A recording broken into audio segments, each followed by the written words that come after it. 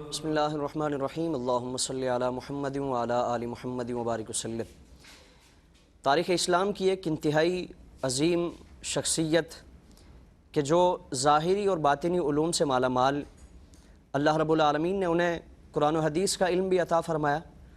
اور باطنی علوم پر بھی اللہ رب العالمین نے انہیں کامل مہارت عطا فرمائی۔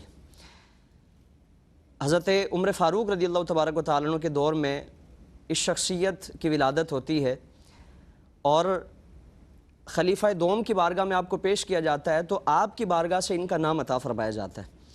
یعنی فضیلتوں کا ایک سلسلہ آپ کی پیدائش کے وقت سے ہی آپ کے لیے عطا فرمایا جاتا ہے اور بارگاہ فاروقی سے آپ کا نام حسن رکھا جاتا ہے، چونکہ اجداد کا تعلق اور آپ کا ایک بصرہ سے ایک نسبت ہے تو اس وجہ سے آپ کو بصری کہا جاتا ہے۔ یعنی وہ عظیم شخصیت حضرت امام حسن بصری رضی اللہ تبارک و تعالیٰ عنہ ہیں۔ حضرت عمر فاروق رضی اللہ تبارک و تعالیٰ عنہ کے دور میں سن 21 ہجری میں آپ کی ولادت ہوئی۔ مدینہ منورہ آپ صلی اللہ تعالیٰ علیہ وآلہ وسلم کے شہر مقدس میں آپ کی ولادت ہوئی۔ حضرت عمر کی بارگاہ میں جب آپ کو پیش کیا گیا، آپ کی والدہ لے کر حاضر خدمت ہوتی ہیں تو حضرت عمر فاروق نے آپ کو گٹی عطا فرمائی اور آپ کی خوبصورتی کو دیکھ کر، آپ کے حسن و جمال کو دیکھ کر آپ نے فرمایا کہ اپنے بیٹے کا نام حسن رکھو، اور ساتھ میں صرف گٹی ہی نہیں دی یا صرف نام ہی آپ کا نہیں رکھا بلکہ اللہ رب العالمین کی بارگاہ میں دعا مانگی کہ باری تعالی حسن کو لوگوں کے لیے رہنما بنا اور لوگوں کے لیے رہبر بنا اور لوگوں کے دلوں میں اس کی محبت کو پیدا فرما۔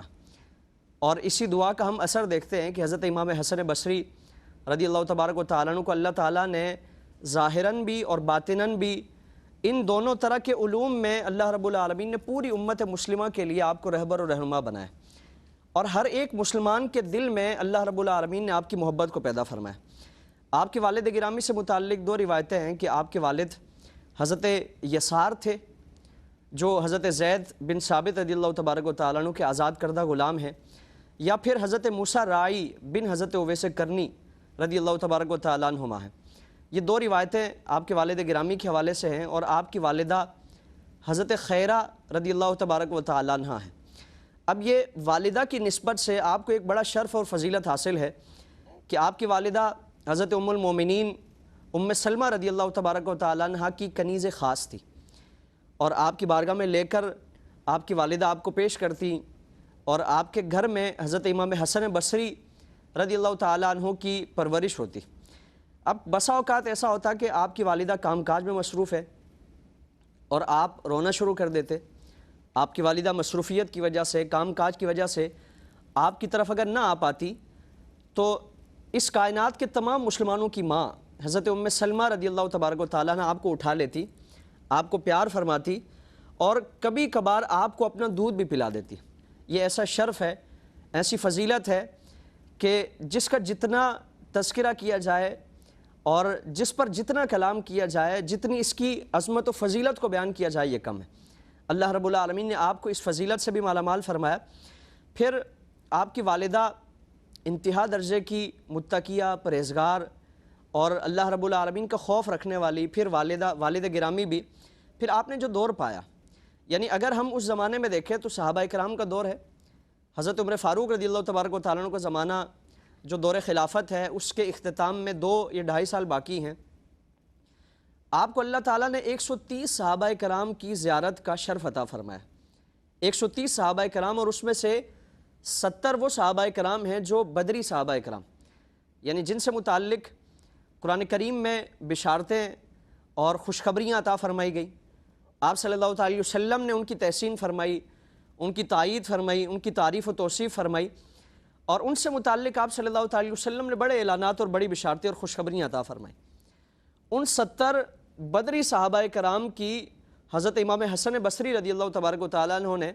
نہ صرف زیارت کی بلکہ ان کی صحبت اور ان کی ملاقات کا شرف بھی اللہ رب العالمین نے آپ کو عطا فرمایا۔ پھر آپ نے جب بلوغت کی عمر کو قدم رکھا تو تجارت سے وابستہ ہوئے اور ہیرے جواہرات سے متعلق آپ کا ایک بڑا کام تھا۔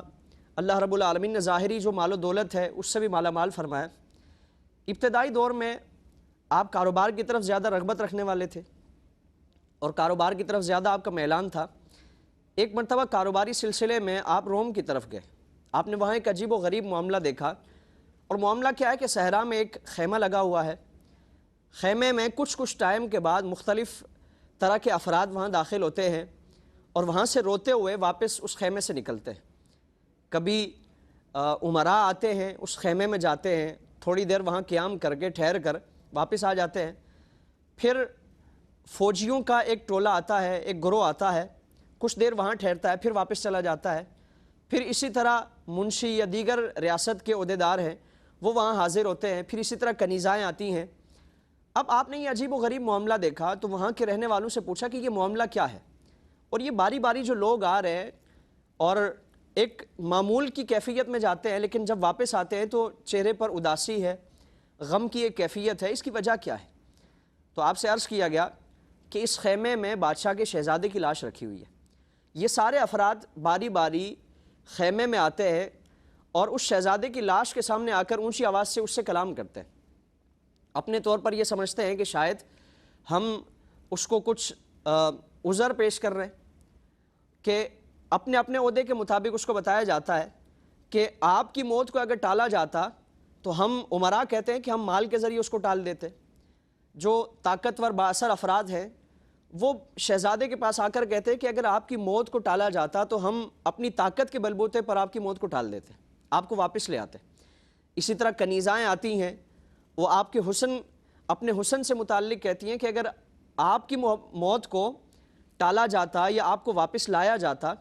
اور اس کے لیے اپنے حسن کو استعمال کیا جاتا تو ہم یہ ضرور کرتی، لیکن آپ کی موت جو آپ کو آ چکی ہے اس سے آپ واپس نہیں ہو سکتے، یعنی آپ کی زندگی ختم ہو چکی ہے، اب آپ ہم میں واپس نہیں آ سکتے۔ اگر ہمارے بس میں ہوتا تو ہم آپ کو واپس لے آتے۔ اس واقعے نے، جو ظاہراً ان کا ایک رسم کا معاملہ تھا، ایک ان کا رواج تھا، لیکن حضرت امام حسن بصری کے دل و دماغ پر بڑے اس نے گہرے نقوش مرتب کیے۔ آپ نے یہ خیال کیا کہ ایک ریاست کا بڑا شہزادہ اور بڑی اس زمانے کی پاور والی ریاست، طاقت والی ریاست ہے، لیکن زندگی کتنی ناپائیدار ہے اور زندگی کتنی فانی ہے، انسان کا جو ایک سانسوں کا سلسلہ ہے وہ کتنا کمزور ہے کہ اگر یہ ٹوٹ جائے تو دنیاوی مال و منال، دنیاوی طاقتیں، دنیاوی اختیارات، دنیاوی عہدے و مناصب، یہ ساری چیزیں مل کر بھی انسان کی زندگی کو واپس نہیں لا سکتی۔ چنانچہ آپ کے دل میں اور آپ کے دماغ میں یہ تصور آیا کہ کیوں نہ،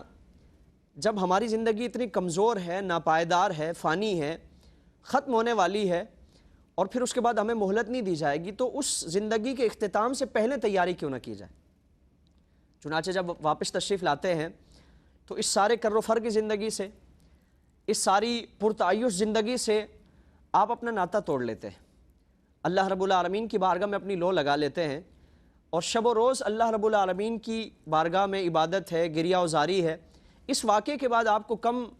ہنستے ہوئے دیکھا گیا، آپ کے چہرے پر ایک اداسی ہے، اور اس کیفیت کو بیان فرمایا گیا کہ جس طرح سزائے موت کے قیدی کو جب سزائے موت کا حکم دیا جاتا ہے اور موت کے جو پھانسی کا تختہ ہے اس پر لایا جاتا ہے، تو اس وقت اس کے چہرے کی جو کیفیت ہوتی ہے کہ ایک خوف کی کیفیت ہے، ایک ڈر کی کیفیت ہے، آپ کے چہرے پر ایسی کیفیت ہمیشہ دیکھی جاتی،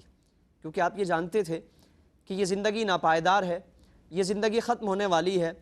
اور پھر اس کے بعد اللہ رب العالمین ہمارے ساتھ ہمارے عمل کے مطابق سزا یا جزا کا معاملہ کرے گا۔ یعنی اتنی عالی شان نسبتوں کے ہونے کے باوجود بھی آپ فکر آخرت سے غافل نہیں ہوتے، اس سے بے پرواہ نہیں ہوتے، بلکہ شب و روز اللہ رب العالمین کی عبادت اور ریاضت میں، مجاہدے میں اور چلہ کشی میں آپ اس کیفیت کو اپنی زندگی گزارتے ہیں۔ حجاج کا دور آیا، اور یہ دور ایسا ہے کہ آپ صلی اللہ تعالیٰ علیہ وآلہ وسلم کے خانوادے کی دشمنی کے حوالے سے یہ مشہور ہے،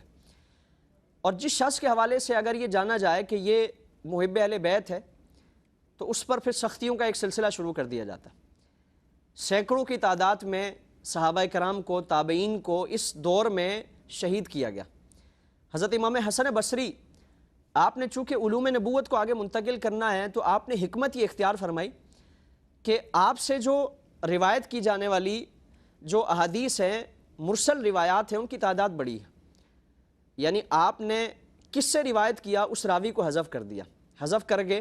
پھر آپ فرماتے کہ قال رسول اللہ صلی اللہ تعالیٰ علیہ وآلہ وسلم، اب ایک مرتبہ آپ سے پوچھا گیا کہ آپ نے تو حضور سے ملاقات نہیں کی، حضور کی صحبت میں نہیں بیٹھے، تو آپ کیسے کہہ سکتے ہیں کہ قال رسول اللہ صلی اللہ تعالیٰ علیہ وآلہ وسلم، یعنی اپنے بات کے راوی کو آپ بیان نہیں کرتے؟ کئی مقامات پہ آپ کو دیکھا جاتا ہے کہ آپ اس طرح کا معاملہ نہیں کرتے، تو اس کی وجہ کیا ہے؟ تو آپ نے فرمایا کہ میں ہر کسی کو اس کی وجہ نہ بتاتا، اور میں اس چیز کو چھپاتا ہوں تاکہ زیادہ سے زیادہ آپ صلی اللہ تعالی وسلم کے فرامین امت تک پہنچائے جا سکیں۔ تو آپ نے فرمایا کہ جب بھی میں یہ کہتا ہوں کہ قال رسول اللہ صلی اللہ تعالیٰ علیہ وآلہ وسلم، تو اب بیچ کا جو واسطہ ہوتا ہے وہ حضرت مولا مرتضیٰ مشکل کشا کا ہے۔ یعنی میں نے حضرت مولا علی سے جو روایتیں سنی ہیں، تو چونکہ زمانہ ایسا ہے کہ اگر ان روایتوں کو حضرت مولا مرتضیٰ کے نام سے بیان کیا جائے گا تو پھر صعوبتوں کا سلسلہ ہے، مشقتوں کا، سختیوں کا سلسلہ ہے، اور پھر اس سلسلے کی وجہ سے جو احادیث امت تک پہنچائے جانے کا ایک جو فریضہ اور سلسلہ ہے اس کی ادائیگی میں تعطل ہوگا، اور حکومت کی طرف سے پابندی لگا دی جائے گی، جس طرح باقیوں کے ساتھ سلوک کیا جا رہا ہے۔ آپ یقیناً خوف نہیں رکھتے تھے، آپ کو کسی کا ڈر اور خوف نہیں تھا، لیکن حکمت یہ تھی کہ کسی بھی طریقے سے آپ صلی اللہ علیہ وسلم کے فیضان کو اور حضور کے خانوادے کا جو فیضان ہے اس کو امت تک پہنچایا جا سکے۔ پھر آپ کو اللہ رب العالمین نے یہ شرف اور فضیلت عطا فرمائی۔ حافظ ہمارے معاشرے میں بھی اور حضور کے زمانے سے لے کر آج تک لاکھوں افراد قرآن کریم کی تعلیم حاصل کرتے ہیں، اپنے سینے میں محفوظ کرتے ہیں، لیکن آپ کا معاملہ کیا تھا؟ آپ نے 12 سال کی عمر میں حفظ کیا، لیکن آپ ایک سورت کو حفظ کرتے جب تک اس سورت کے شان نزول سے متعلق، اس سورت میں جملہ جتنے بھی احکام بیان فرمائے گئے ان سے متعلق، ہر ایک آیت اور ہر ایک حرف کی تفسیر سے متعلق جب تک آپ جان نہ لیتے تب تک آپ اگلی سورت کو آپ اس کا آغاز نہ فرماتے۔ تو اس طرح قرآن کریم کی مکمل آپ نے صحابہ کرام کا دور تھا، اور صحابہ کرام سے قرآن کریم کی تعلیم حاصل کی، تربیت حاصل کی۔ پھر آپ کا یہ شرف حاصل ہے کہ حضرت امام حسن بصری کو اللہ رب العالمین نے یہ شرف اور یہ اعزاز عطا فرمایا کہ پوری امت پر آپ نے یہ احسان کیا، اور بعد میں آنے والوں کے لیے آپ کے ذریعے اللہ رب العالمین نے امت کو یہ آسانی پہنچائی کہ آپ نے پورے قرآن کریم پر اعراب لگائے،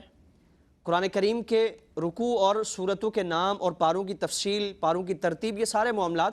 حضرت امام حسن بصری رضی اللہ تبارک و تعالیٰ عنہ آپ کے زمانے میں اور آپ کے ہاتھوں سے اللہ رب العالمین نے یہ کام لیا۔ خوف خدا رکھنے والے، خشیت الہی رکھنے والے، اور حضرت مولا مرتضیٰ مشکل کشا سے آپ کو انتہا درجے کی قربت، اور ہمیشہ آپ کی بارگاہ میں حاضر ہونے والے، اور آپ سے ہی آپ کا ظاہری فیضان بھی حضرت مولا مرتضیٰ سے حاصل کیا، اور باطنی جو علوم ہیں، باطنی جو فیض کا ایک سلسلہ ہے حضرت مولا مرتضیٰ کی بارگاہ سے آپ نے حاصل کیا، اور پوری زندگی حضرت مولا مرتضیٰ سے، اور پھر حضرت مولا مرتضیٰ کی شہادت کے بعد حضرت امام حسن مجتبیٰ پاک رضی اللہ تبارک و تعالیٰ عنہ سے آپ کو ایک خاص قربت حاصل تھی، دیگر صحابہ کرام سے بھی آپ کی نسبتیں تھیں۔ آپ کو اللہ رب العالمین نے ان سارے فضائل سے، ان سارے کمالات سے مالا مال فرمایا۔ سن 110 ہجری شب جمعہ آپ کا یوم وصال ہے، اور آپ کا جب وصال ہوا تو ایسا جنازہ تاریخ میں بڑا کم دیکھا جاتا ہے کہ بازار ویران ہو گئے، دیہات ویران ہو گئے، ہر ایک شخص آپ کے جنازے میں ایک سعادت سمجھ کر حاضر تھا کہ ایک اللہ کے نیک بندے کا جنازہ ہے، اور اس جنازے میں اگر ہم حاضر ہوں گے، اللہ رب العالمین کے اس نیک بندے سے اس طور پر ہماری ایک نسبت حاصل ہوگی، تو شاید اس نسبت کی برکت سے اللہ رب العالمین ہماری دنیا اور آخرت کی کامیابی ہمیں عطا فرمائے۔ باوجود اس کے کہ وہ دور ایسا ہے کہ جب خانوادہ رسالت مآب صلی اللہ علیہ وسلم سے محبت رکھنے والوں کے لیے عرصہ حیات تنگ کیا جاتا ہے، لیکن آپ کو اللہ رب العالمین نے یہ شرف عطا فرمایا، یہ فضیلت عطا فرمائی، اور جو آپ سے جڑنے والے ہیں اللہ رب العالمین نے اس گھرانے کے تعلق اور اس گھرانے کی نسبت سے ان کے سارے جتنے بھی متوسلین تھے، متعلقین تھے اور ارادت رکھنے والے تھے، تمام کو اللہ رب العالمین نے دنیاوی اور اخروی عزتوں سے مالا مال فرمایا۔ اللہ رب العالمین آپ کی سیرت کو اپنانے کی اور ان پاکان امت کے دامن سے پوری زندگی وابستہ رہنے کی توفیق عطا فرمائے۔ یہی ایک نجات کا راستہ ہے کہ الاخلاء یومئذ بعضهم لبعض عدو الا المتقین۔ قیامت کا ہولناک منظر بیان فرمایا گیا کہ دنیا میں جو انتہائی گہرے دوست ہوں گے وہ آخرت میں ایک دوسرے کے دشمن بن جائیں گے، الا المتقین، سوائے متقین کا جو ایک تعلق ہے، نسبت ہے، دوستی ہے، رشتہ ہے، اس کے سارے رشتے ٹوٹ جائیں گے۔ اللہ رب العالمین ان پاکان امت سے اپنے رشتوں کو، اپنی نسبتوں کو، اپنی محبتوں کو پختہ اور پکا کرنے کی توفیق عطا فرمائے، پوری زندگی انہی نسبتوں کے سائے میں گزارنے کی توفیق عطا فرمائے، اللہ تعالیٰ عمل کی توفیق عطا فرمائے۔ وما علینا الا البلاغ المبین۔